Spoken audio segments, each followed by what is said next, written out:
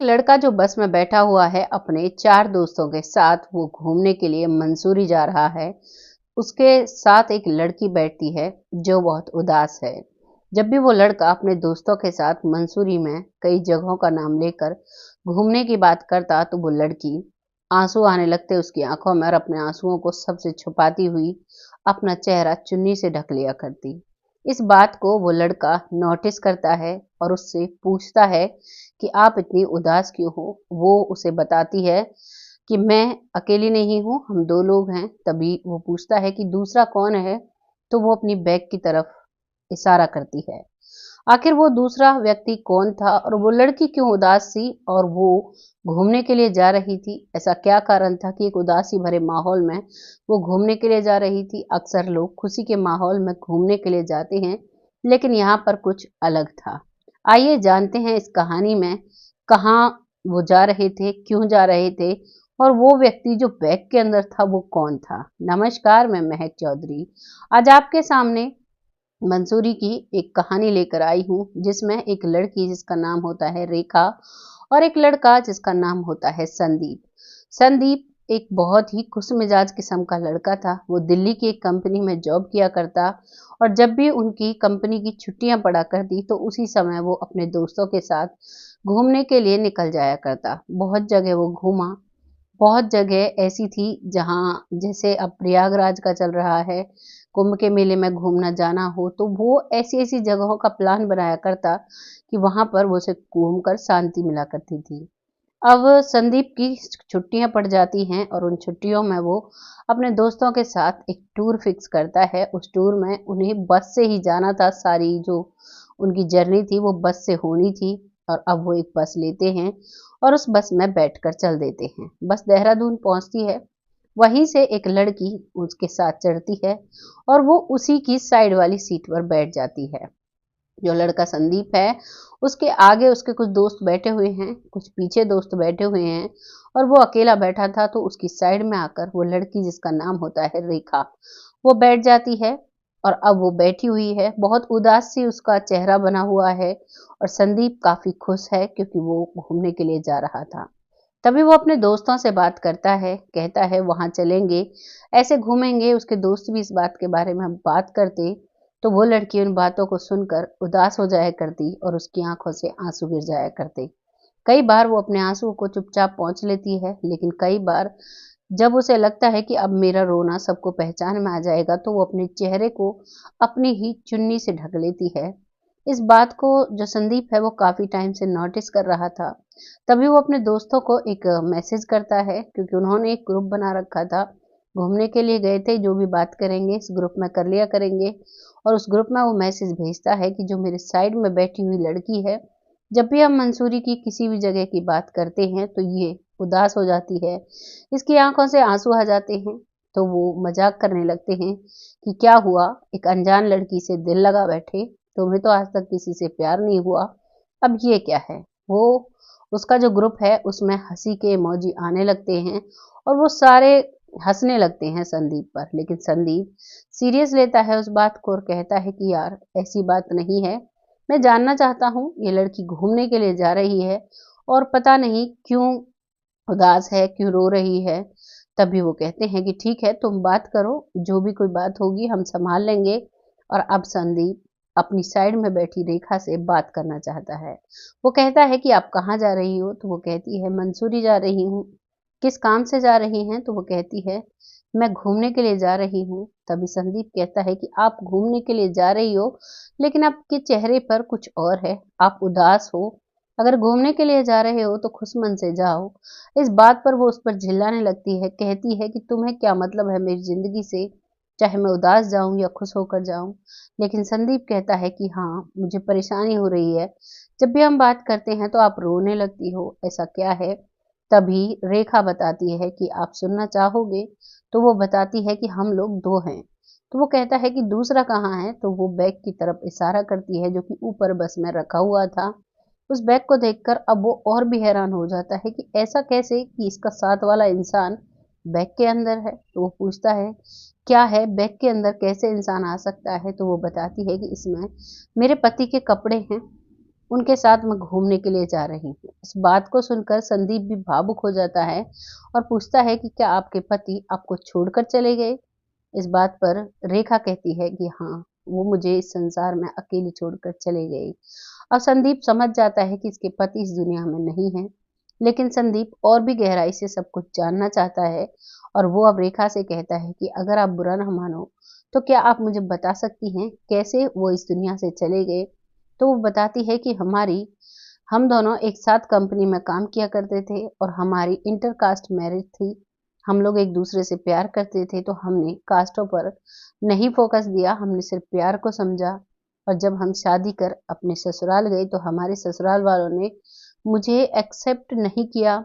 हर वक्त वो ताने देते रहते थे, लेकिन मेरे पति मुझे फिर भी बहुत खुश रखा करते थे।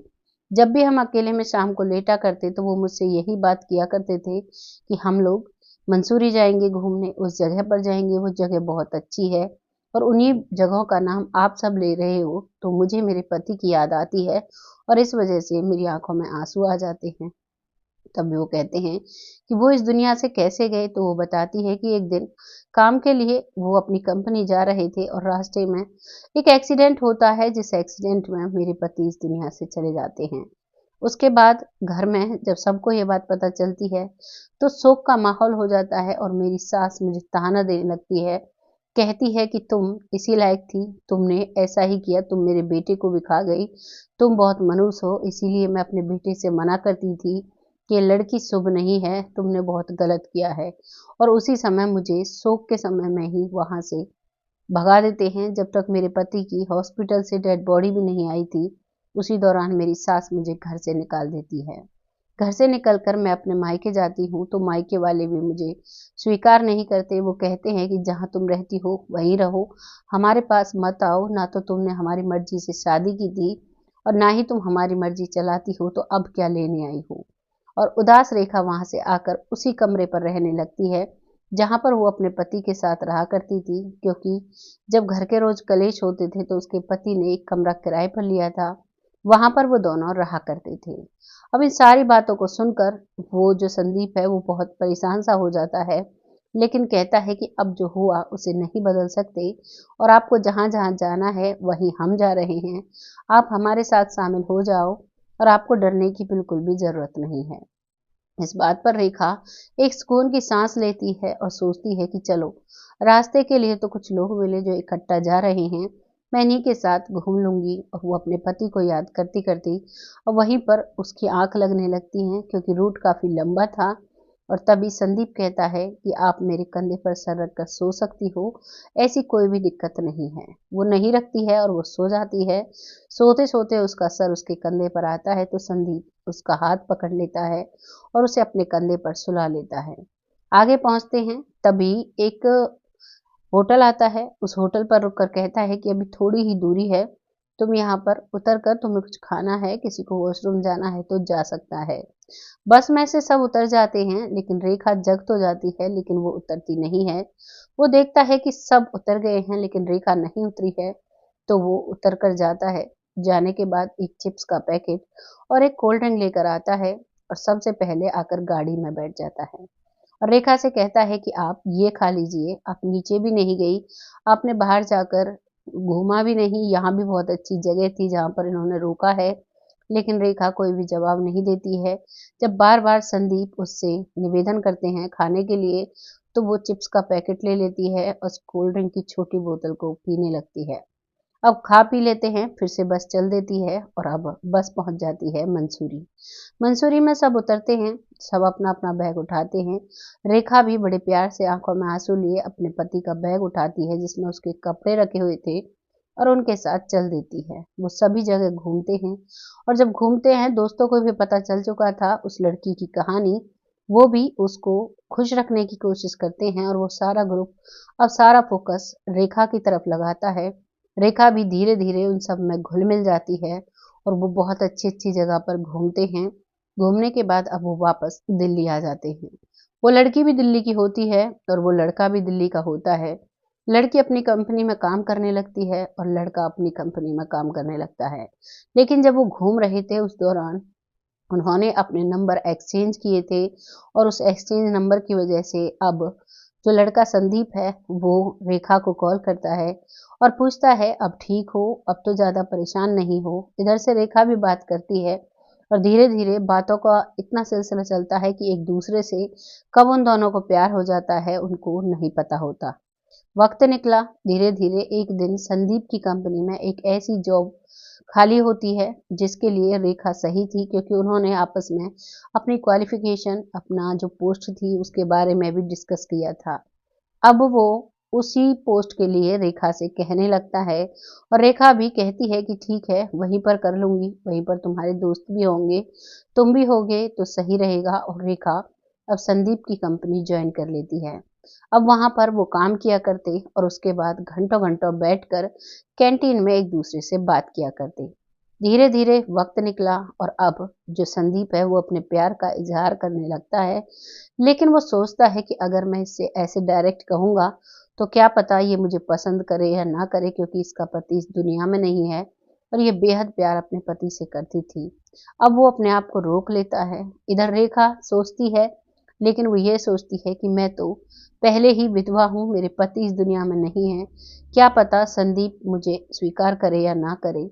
ऐसे ही सिलसिला करीबन 1 साल तक चलता है और अब एक दिन वो आ जाता है जब संदीप ठान लेता है कि आज मुझे अपने प्यार का इजहार करना ही है। और वो कैंटीन में बैठे बैठे ही रेखा का हाथ पकड़कर कहने लगता है कि आज मुझे तुमसे कुछ कहना है, क्या मैं तुमसे कुछ कह सकता हूँ? रेखा कहती है हाँ, बिल्कुल कहो। तो वो कहता है कि मैं तुमसे बेहद प्यार करता हूँ और मैं तुम्हारी जिंदगी को दोबारा से खुशहाल बनाना चाहता हूँ, क्या तुम मेरे जीवन में खुशी बनकर आओगी? इस बात पर रेखा कहती है, पहले तो वो चुप हो जाती है लेकिन फिर वो मुस्कुराकर जवाब देती है कि मैं भी तुमसे बहुत प्यार करने लगी हूँ, मैं भी तुमसे शादी करना चाहती हूँ। अब संदीप इस बात पर बहुत खुश हो जाता है और कहता है कि मुझे तुम्हें अपने माता पिता से मिलाना है। तभी रेखा कहती है कि अपने माता पिता से तुम मुझे बस एक फ्रेंड करके मिलाना, क्योंकि मैं उनका स्वभाव देखना चाहती हूँ। मुझे जीवन में बहुत धक्के मिले हैं, ससुराल वालों ने मुझे घर से धक्के देकर निकाल दिया था, ऐसा ना हो कभी अब की बार भी ऐसा हो। तो संदीप कहता है कि मैंने पहले ही अपने माता पिता को सब कुछ बता दिया है, मेरी एजुकेटेड फैमिली है, तो वो इन बातों से उन्हें कोई दिक्कत नहीं है कि तुम्हारी पहले शादी हुई थी और तुम्हारे पति इस दुनिया में नहीं है, उन्होंने साफ साफ कह दिया है। इस बात पर रेखा कहती है तो ठीक है, और अब वो दोनों तैयार हो जाते हैं शादी के लिए। अब लड़की की तरफ से तो माता पिता थे ही नहीं, क्योंकि उन्होंने उसे पहले ही छोड़ दिया था। अब लड़की और लड़के के माता पिता मिलकर शादी की शॉपिंग करते हैं और बहुत खुशी खुशी संदीप की शादी कराते हैं। शादी करने के बाद दोनों पति पत्नी उसी कंपनी में काम किया करते और बहुत खुशी खुशी रहा करते हैं। अब रेखा को ऐसे लगने लगा था कि हर वक्त जिंदगी एक जैसा फैसला नहीं लेती, कभी कभी फैसले अच्छे भी होते हैं। और अब धीरे धीरे उन्हें 2 बच्चे हो गए थे। दोनों बच्चों का बहुत अच्छे स्कूल में एडमिशन कराते हैं, बहुत अच्छे से उनको पाल पोस रहे हैं और बहुत ही खुशहाल तरीके से अब वो दोनों पति पत्नी रहते हैं। ये थी एक लड़की के जीवन की कहानी, जिसके जीवन ने कई ऐसे मोड़ लिए जिन्होंने उसे दुख भी दिया और जिन्होंने उसे सुख भी दिया।